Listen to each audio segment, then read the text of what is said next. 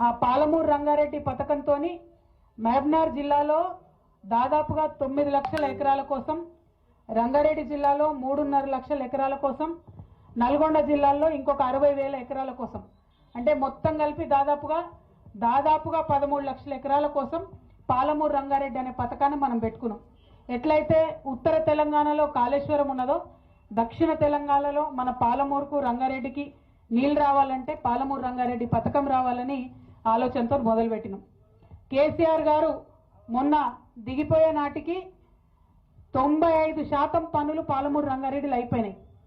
ఇప్పుడు ఎట్లుందంటే ఏనుగెళ్ళింది తోక చిక్కింది అన్నట్టుంది. మరి కేసీఆర్ గారు దిగంగానే పాలమూరు బిడ్డను నేను, పాలమూరు పులి బిడ్డనని చెప్పుకునేటటువంటి రేవంత్ రెడ్డి గారు పదవి ఎక్కిండు. ఆయన ఎక్కిన తర్వాత ఆయన ఆలోచన ఏముండాలని మేము కోరుకున్నామంటే ఆ మిగిలిన 5% పనులు చేసుకుంటే తక్షణమే పాలమూరు జిల్లా మొత్తం కూడా పచ్చబడుతుంది, దాంతోపాటు రంగారెడ్డి మంచిగా అవుతుంది, దాంతోపాటు నల్గొండలో ఒక 60,000 ఎకరాలకు నీళ్ళు వస్తాయని మనం అనుకున్నాం. కానీ ఆయన కేవలం ఒకటే పంతం పట్టుకున్నాడు, పాలమూరు రంగారెడ్డి అనేటటువంటిది పూర్తయితే ప్రజలందరికీ కేసీఆర్ గారే గుర్తొస్తాడు కాబట్టి పాలమూరు రంగారెడ్డిని పక్కకు పెట్టడం వల్ల ఏం జరిగింది? ఇవాళ పాలమూరు రంగారెడ్డిలో డిజైన్ చేసిన దాని ప్రకారం 1,00,000 ఎకరాలు, 1,17,000 ఎకరాలు కొడంగల్లో సాగైతుండే, 60,000 ఎకరాలు మన నారాయణపేటలో సాగైతుండే. రేవంత్ రెడ్డి గారు రాగానే ఏం చేసిండ్రు? పాలమూరు రంగారెడ్డిలో కరివెన దగ్గర నుంచి ఉన్నటువంటి ప్రాజెక్టుని ప్యాకేజ్ని మొత్తం తీసి పక్కకు పడేసి కొత్తగా కొడంగల్ లిఫ్ట్ ఇరిగేషన్ స్కీమ్ అని పెట్టిండ్రు ఆయన. దానివల్ల లాభం ఏమైంది? జీవో ఇచ్చినారు ఫిబ్రవరిలో 2024లో, పోయిన సంవత్సరంలో. దాంట్లో ఏం చెప్తారంటే కొడంగల్ నారాయణపేట కలిపి మొత్తం 1,00,000 ఎకరాలకు నీళ్ళు ఇస్తున్నారు. అయ్యా ముఖ్యమంత్రి గారు మీరు ఒకసారి ఆలోచించాలి, 1,80,000 ఎకరాలకు వచ్చేటటువంటి పథకాన్ని పక్కకు పెట్టి 1,00,000 ఎకరాలు వచ్చేటటువంటి పథకాన్ని ఎందుకు చేపట్టినట్టు? మొదలది.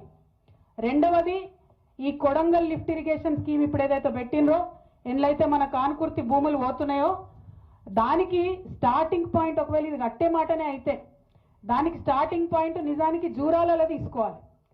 జూరాలలో తీసుకుంటే ఏమవుతుందంటే సంవత్సరం పొడవుతా జూరాలలో 30 నుండి 40 రోజులు మంచిగా వరద వారుతుంది. అందులోకెళ్ళి నీళ్ళు తీసి చిన్న చిన్న రిజర్వాయర్లు కట్టుకొని వాటిని దాచిపెట్టుకుంటే సంవత్సరం పొడుగుతా మన రైతులకు లాభం అవుతుంది. కానీ ముఖ్యమంత్రి గారు మేమందరం నెత్తి నోరు కొట్టుకొని మొత్తుకున్నా కూడా కరివెన ప్రాజెక్టు తీసి పక్కకు పెట్టి జూరాల నుండి కాకుండా ఈ భీమాలో బూత్పూర్ కాడికెళ్ళి దీనికి లింక్ పెట్టింది. బూత్పూర్ కాడికెళ్ళి లింక్ పెట్టుడుతో ఏమైంది? ఇప్పుడు అసలు ఆ భీమాలోనే చక్కగా నీళ్ళు రావు, నిండా నీళ్ళు రావు, ఇంకా దానికి కొంత పని బాకీ ఉన్నది. ఇప్పుడు ఆ భీమాలకెళ్ళి 4 TMCలు కొడంగల్ లిఫ్ట్ ఇరిగేషన్ స్కీమ్ తీసుకుంటే మక్తలు కూడా ఎండేటటువంటి పరిస్థితి వస్తుంది. పూర్వంగా మక్తలకు నీళ్లు రావు. ఇప్పుడు ఈయన పెట్టిన దాంట్లో కాలువలు తీయకుండా ఏం చేసిండ్రు? పైపులు వేసిండ్రు. భీమా కాడ నీళ్ళు ఎత్తి పైపుతోని చక్కగా కొడంగల్లో నీళ్ళు పోయాలి. మధ్యలో ఉన్న నారాయణపేట పోతుంది, దామర్గిత పోతుంది, ఊట్కూరు పోతుంది, ఎవరికి ఒక చుక్క కూడా నీళ్ళు వచ్చేటటువంటి పరిస్థితి లేదు. కేసీఆర్ గారు కాళేశ్వరంలో కూడా పైప్తో ఇరిగేషన్ చేసిండ్రు. మా నిజామాబాద్ జిల్లాలో కూడా ఆ ప్యాకేజ్ ఉన్నది. మల్లన్న సాగర్ నుంచి హైదరాబాద్కు నీళ్లు తీసుకొచ్చేటటువంటి ప్రాజెక్టులో కూడా మొత్తం తొవ్వంటి అన్ని ఊర్లకు నీళ్ళు ఇచ్చేటట్టు ఆనాడు కేసీఆర్ గారు ప్రయత్నం చేసిండ్రు. ఇప్పుడు రేవంత్ రెడ్డి గారేమో పైప్లో నీళ్లు తీసుకుపోతాం కానీ మధ్యలో ఎవరికి నీళ్ళు ఇవ్వమని చెప్తున్నారు. ఎందుకోసం ఇవ్వలేరు అంటే ఈయన కనెక్టింగ్ పాయింట్ బూత్పూర్లో పెట్టుకున్నారు, అక్కడ నీళ్ళే లేవు. నీళ్లు లేవు కాబట్టి మధ్యలో ఎక్కడ ఇయ్యం, కొడంగల్ తీసుకుపోయి డైరెక్ట్ ఇస్తామంటున్నారు. కొడంగల్ బిడ్డలకు కూడా నీళ్ళు రావాలి, కానీ మధ్యలో ఉన్న వాళ్ళందరినీ ఎండబెట్టి మధ్యలో ఉన్న గ్రామాలన్నీ ముంచేసి కేవలం ముఖ్యమంత్రి గారి నియోజకవర్గానికి ఇస్తామంటే అది మాత్రం సరైనటువంటి విషయం కాదు. రెండవది, ఏదైనా పరిష్కారం ముఖ్యమంత్రి స్థాయిలో ఉన్న వ్యక్తి చూపిస్తే అది శాశ్వతంగా ఉండాలి, మళ్ళీ ఊకూకే రిపేర్ చేసేటట్టు ఉండదు. ఇవాళ ఒకవేళ ఈ ప్రాజెక్టు మొత్తం కంప్లీట్ అయితే కూడా మళ్ళా నీటి లభ్యత ఉండదు. భీమాలనే చక్కగా నీళ్ళు లేవు, అందులోకెళ్ళి ఇక్కడ తీసుకునే దాంట్లో నీళ్లు ఉండవు. మరి నీళ్లు రానటువంటి పైపుల కోసం మన ఊరు ముంచడెందుకు అన్నది మొదట మనం ఆలోచన చేసుకోవాలి. రెండవ అంశం, మీ అందరినీ నేను కోరేది, ఎక్కడైనా ప్రాజెక్టులు కట్టినప్పుడు తప్పకుండా కొంతమందికి నష్టం జరుగుతుంది, కొంతమందికి లాభం జరుగుతుంది. కానీ ఈ ప్రాజెక్టు వల్ల మాత్రం మెజారిటీ ప్రజలకు నష్టం జరుగుతుంది తప్పితే లాభం జరుగుతలేదు. ఇలా ఇంకొక ముచ్చట కూడా మీరు దయచేసి గమనించాలి, అందరు పెద్దలు ఉన్నారు. ఈ జీవో వెంకటరెడ్డి అన్న 2024లో ఇచ్చినటువంటి రోజు 1,00,000 ఎకరాలకని జీవో ఇచ్చి దానికి ఉండే కాస్ట్ అంటే ఎంత అవుతుంది అంటే 2,900 కోట్లతో కడతాం ప్రాజెక్ట్ అని చెప్పిండ్రు. అది జీవో ఇచ్చిరు బాజాప్తా. ఈ సంవత్సరం నడ లోపల ఒక తట్టెడు మట్టి కూడా ఎక్కడ ఎత్తిపోయలే, ఎక్కడ పని చాలగాలే, ఎక్కడ ఒక టిప్పర్ వచ్చి ఒక స్పూన్ మట్టి కూడా తీయలే. కానీ ఇవాళ ఆ ప్రాజెక్ట్ కాస్ట్ 4,500 కోట్లు అయిపోయింది ఆల్రెడీ. ఎట్లా పెరుగుతుంది ప్రాజెక్ట్ కాస్ట్? 1,500 కోట్లు. ఎందుకోసం పెరిగింది? ఎవరి కోసం పెరిగింది? ఆ 1,500 కోట్లకి వెళ్ళి మరి మన కానుకూర్తోళ్లకు ఎకరానికి 40 లక్షలు ఇస్తారా? అటువంటి ఆలోచన లేదు. ఆ పెరిగినటువంటి 1,500 కోట్లు పెద్దవాళ్ళ జేబులలో పోతున్నాయి తప్పితే మనకిచ్చే ఆలోచన ముఖ్యమంత్రికి లేదు. ఎందుకు ఈ మాట చెప్తా ఉన్నా అంటే ఈ ప్రాజెక్ట్ ఏదైతే కట్టినరో, ఈ పెంచిన 1,500 కోట్లు ఏదైతే ఉన్నదో, ఇద్దరు గుత్తేదారులకు ఇచ్చింది ఈ ప్రాజెక్టు, ఇద్దరు కాంట్రాక్టర్లకు.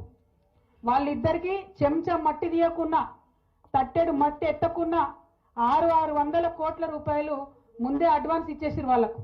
అడ్వాన్స్ ఇచ్చి సంవత్సరంన్నర అవుతుంది, పని మాత్రం చాలు చేయలేదు. మరి నేను అడిగేది ఒకటే, ఆ పెద్దవాళ్ళ మీద ప్రేమ ఎందుకు, ఈ పేదవాళ్ళ మీద ప్రేమ ఎందుకు లేదు ముఖ్యమంత్రి గారు? మీరు ఇదే జిల్లా బిడ్డ అని చెప్తున్నారు, ఇదే జిల్లాలో ఉన్న నేను పులి బిడ్డను, నేను ఇది చేస్తా అది చేస్తా అని చెప్తున్నారు. మీరు నిజంగా పాలమూరు బిడ్డ అయితే ముందు పాలమూరు రంగారెడ్డి స్కీమ్ తొందరగా పూర్తి చేయండి. దయచేసి 9 లక్షల ఎకరాలకు వచ్చేటటువంటి ఆ పథకాన్ని తొందరగా పూర్తి చేయండి. రెండవది, ఈ కొడంగల్ లిఫ్ట్ ఇరిగేషన్ స్కీము ఈ డిజైన్లో 80,000 ఎకరాలకు తక్కువ నీళ్లు వస్తున్నాయి ఇదివరకు ఉన్న దానికన్నా. కాబట్టి తక్షణమే మక్తల్లో, నారాయణపేటలో, ఊట్కూరులో, దామరగిద్దలో మరి అందరికీ కూడా నీళ్ళు వచ్చేటట్టుగా ఈ ప్రాజెక్టు స్కోప్ను పెంచాలని కూడా నేను డిమాండ్ చేస్తూ ఉన్నాను. మరి దీంతో పాటు ఎవరైతే ఇవాళ భూములు కోల్పోతున్నటువంటి ప్రజలు ఉన్నారో వారందరికీ మళ్ళీ ఒకసారి ప్రభుత్వం పిలిపించి ఖచ్చితంగా చర్చలు చేయాలి. అన్న చెప్పినట్టు హైదరాబాద్కు దగ్గరగా ఉన్నది, భూమి విలువ పెరిగినటువంటి పరిస్థితి ఉన్నది. ఇటువంటి సందర్భంలో ఇదివరకు మల్లన్న సాగర్ నిర్వాసితులకు కూడా ప్రత్యేక ప్యాకేజీలు ముఖ్యమంత్రి గారు ఆనాడు కేసీఆర్ గారు చొరవ తీసుకొని ఇప్పించడం జరిగింది.